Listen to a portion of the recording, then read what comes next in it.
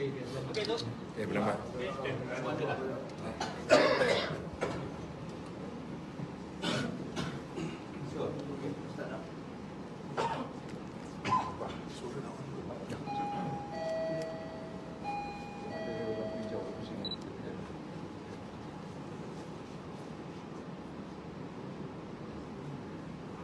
Bismillahirrahmanirrahim. Assalamualaikum warahmatullahi wabarakatuh. Salam sejahtera. Pagi ini saya akan membuat kenyataan media ahli Dewan Undangan Negeri bagi Barisan Nasional Negeri Sembilan. UMNO Barisan Nasional Negeri Sembilan mengambil maklum berkenaan dengan krisis yang melibatkan institusi adat dan perlembagaan di Negeri Sembilan. Saya bersama dengan 13 orang ahli Dewan Undangan Negeri yang mewakili UMNO Barisan Nasional Negeri Sembilan sangat berduka cita dan kecewa dengan krisis yang berlaku. Sebagai sebuah parti yang sangat menghormati institusi adat dan perlembagaan, kami tidak akan sesekali mengambil pendirian untuk mencampuri urusan yang berkaitan.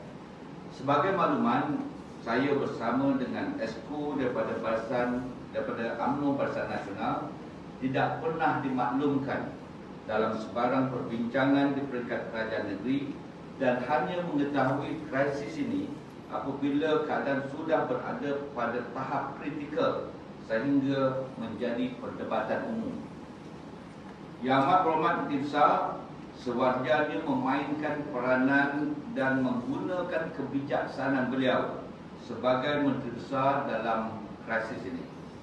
Krisis yang berlaku ini dilihat bakal menjejaskan pentadbiran Kerajaan Negeri Sembilan dan secara tidak langsung memberi kesan yang sangat mendalam kepada kestabilan kerajaan serta keharmonian rakyat. Sehubungan dengan itu, saya ingin mengumumkan kesemua 14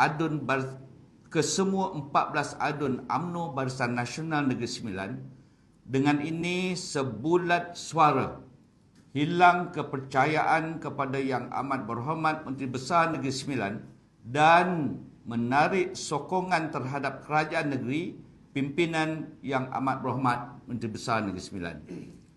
Kami juga ingin menegaskan bahawa kami mendukung penuh serta mempertahankan institusi